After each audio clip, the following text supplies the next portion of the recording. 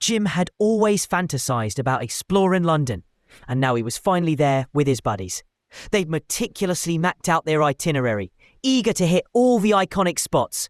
The city buzzed with vitality, crimson double-deckers whizzing past, the majestic Big Ben looming afar, and throngs of visitors crowding the sidewalks. The sunny weather amplified their enthusiasm for the journey ahead. Upon reaching Buckingham Palace, Jim was struck by its splendour. The ornate golden entrances, lush manicured lawns, and imposing structure surpassed any photo he'd seen. A massive gathering huddled by the fences, anticipating the renowned changing of the guard ritual. Yet Jim's admiration swiftly morphed into naughtiness. He wasn't one for blind adherence to customs or solemnity. He prided himself on being a carefree rebel. His companions, conversely, admired the spectacle reverently, clicking away with their cameras alongside fellow sightseers. The sentinels resembled frozen figures, adorned in lofty ebony headgear and vivid scarlet attire, impervious to the surrounding clamour or flashing lenses. Their immobility entertained Jim. He snickered and elbowed his pal Mark, murmuring, "They seem like dummies. Are they authentic?" Mark sighed. "Obviously, they're genuine. They're military personnel drilled to remain rigid regardless." Undeterred, Jim inched past the railing, fluttering his fingers to provoke a response. Zilch! Not a twitch! His intrigue intensified, fueling his urge to test boundaries. "This is dull. They're merely posing. Why the fuss?" he grumbled. Some onlookers caught his words and shot him scornful stares, but Jim shrugged it off. "Let's spice this up," he proposed with a sly smile. His friends traded worried looks, foreseeing chaos but hesitant to intervene. Jim cracked open his carried beverage, slurping noisily. "I wager I can jolt one," he boasted. His mates pleaded against him, but Jim was immersed in his audacious scheme. He chuckled, brandishing the container dramatically, oblivious that his antics would soon yield unforgettable repercussions. The palace, its protectors, and the dignified ambiance merited better than his impulsive antics, and he was on the verge of discovering the severity. The atmosphere at the palace gates thrummed with eager whispers. Kinfolk highlighted the elaborate portals. Kids fluttered tiny British banners, and travellers immortalised the opulent edifice in snapshots. But Jim ignored the heritage and allure, fixated on the impassive wardens. "Like sculptures," he whispered amusedly. Mark and Lisa swapped anxious peeks. They recognised Jim's playful streak often led to mishaps, praying he'd behave this once. "Jim, focus on the palace," Lisa urged, diverting him. Yet he fixated on the Guardians' blank visages and rigid forms, igniting a peculiar dare within. "They're conditioned to ignore everything," he smirked. "But what's the breaking point?" "Don't dare," Mark cautioned softly. "These are actual troops, not amusement park performers." "Chill, it's harmless fun," Jim retorted, grinning mischievously. He gulped more fizz, the hiss attracting glances. Mark and Lisa grew restless. As the assembly hushed for the ceremony, Jim schemed silently. His pals missed the twinkle in his gaze as he juggled the drained tin, clinking softly. "Bet I can elicit a response," he hissed to Mark. "Idiot, you'll humiliate us," Mark snapped. But Jim advanced nearer the barricade, tin in grip. The sentinel stayed statue-like, gaze fixed. "Think they'd spot this?" Jim queried aloud, waving it toward the nearest one. But Throng sensed his plot, ripples of mutters and frowns spreading. "Jim, halt!" Lisa hissed urgently, but too late.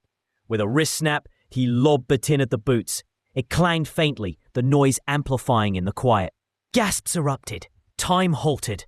The warden, unflinching, unblinking, unmoved. Jim chuckled, awkwardly, scanning the shocked faces. "See? No issue," he bluffed. But the appalled expressions signaled otherwise. Mark and Lisa yanked him, insisting departure, yet Jim's bravado lingered. "Ease up, it's playful," he dismissed. Unbeknownst, his stunt had drawn notice from an observer unwilling to overlook it. The tin lay as a blatant emblem of insolence. The vibe soured. Excited buzz turned to critical whispers. Guardians clutched offspring tighter, exchanging discomforted looks. Phones filmed Jim's folly, yet he misjudged the fallout. "Told ya, no reaction," he proclaimed boldly, smirking victoriously. Statues, essentially. Mark and Lisa were aghast. "Cease, Jim," Lisa growled. "You're shaming us." Mark tugged him. "Let's bail. This ain't amusing." Jim shook free, reveling in his triumph. He overlooked the mounting strain. A plainly attired man with a notepad observed keenly, not a casual visitor, but a covert agent. He edged nearer, assessing if escalation loomed. Meanwhile, spectators confronted Jim. "Oi, lad," a burly accented gent approached. "Rest what you did, that's a warrior." Jim eye-rolled. "Aware, it's theatrical." "I ain't theater," the man barked. "They safeguard the realm, utterly rude." Jim shrugged nonchalantly. "Fine, but he ain't reacting. Relax." The man departed, muttering. Disapproval amplified, with rude and shocking echoing. Lisa and Mark persisted in dragging him. "Exit before escalation," Lisa begged. Jim resisted, blind to peril. "Big whoop, no injury," he laughed. Abruptly, the warden subtly adjusted, minor, yet crowd-rippling. Jim's grin wavered. "What's that?" he whispered uneasily. The shift reverted, but tension peaked. Jim sensed impending fallout. The agent advanced, composed, yet resolute. Jim, clueless, braced for the shift his fun invoked. Strain thickened. Murmurs uneasy. Devices capturing. Jim's assurance ebbed, but denial persisted. His friends implored exit. "Jim, enough," Lisa snapped. "We must leave." "Chill, no harm," he muttered weakly. The agent neared, authoritative. "Pardon," he interjected politely. Jim stiffened, eyeing the non-uniformed figure exuding command. "Yes?" Jim feigned nonchalance. The man flashed credentials. "Palace security," he stated. "Observed your conduct." Jim's pulse raced. The toss, quips, stain, all witnessed. "Inform you such behavior toward guards is intolerable. They're elite troops, not spectacles. Disrespect is grave." Lisa and Mark paled. Lisa interceded. "Apologies, foolish error, won't recur." The agent nodded, but eyed Jim.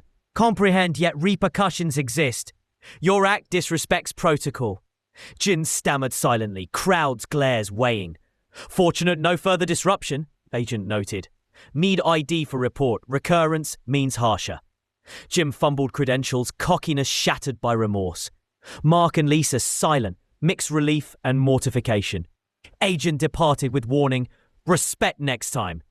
Jim absorbed the blow, crowd dispersing with lingering judgment.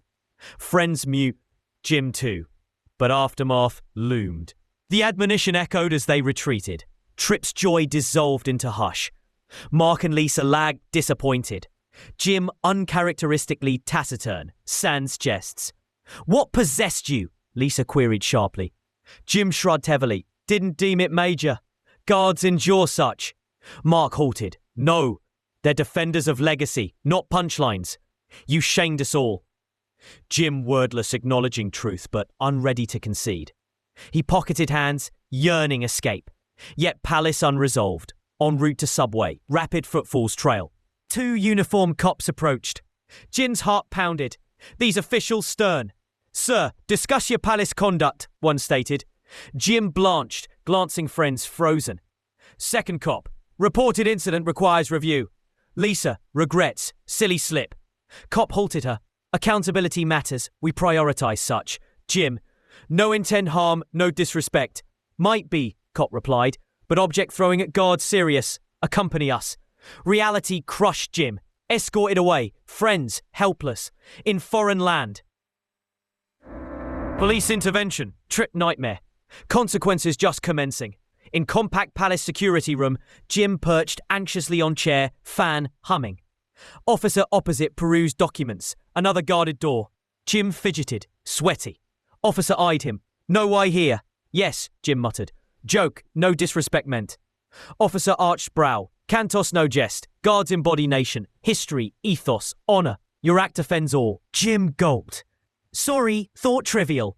Officer leaned. "Issue, thoughtlessness. Actions matter, especially here."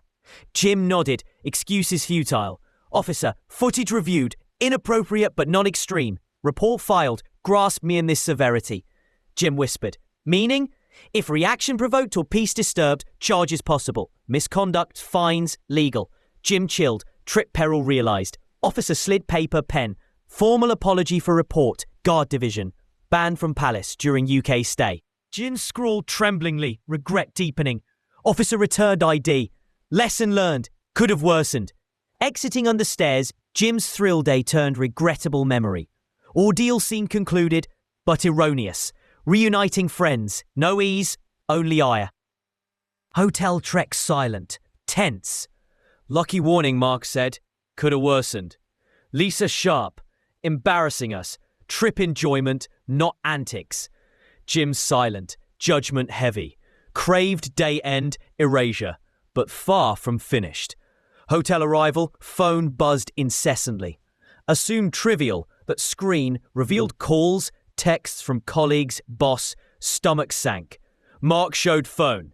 Viral clip of Jim's toss. Caption, tourist mocks palace guard, see outcome. Bystander footage captured all. Throw, reactions, cops. Thousands viewed, outraged comments.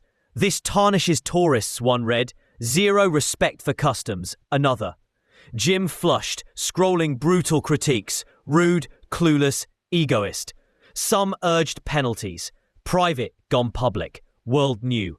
Lisa sighed. Warned not joke. People value this.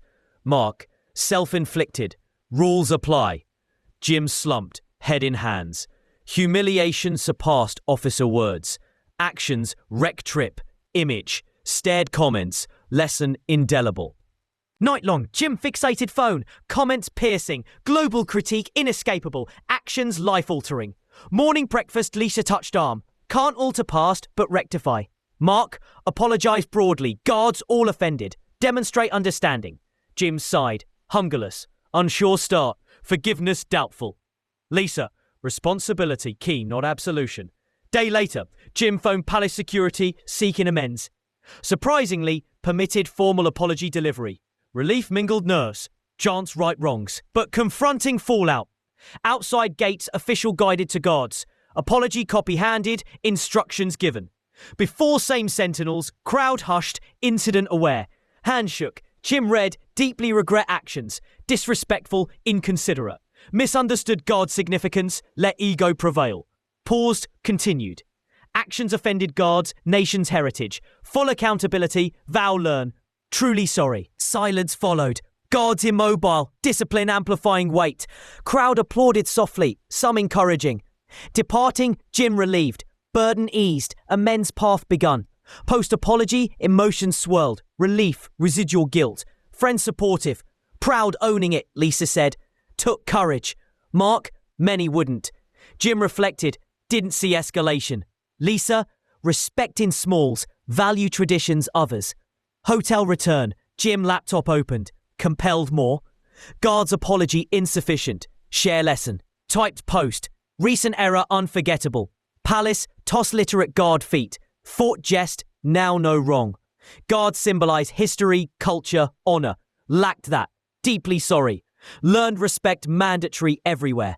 Thanks callers out. Admit wrong tough. Ignore truth tougher. Hope inspires thoughtful actions. Deserve respect.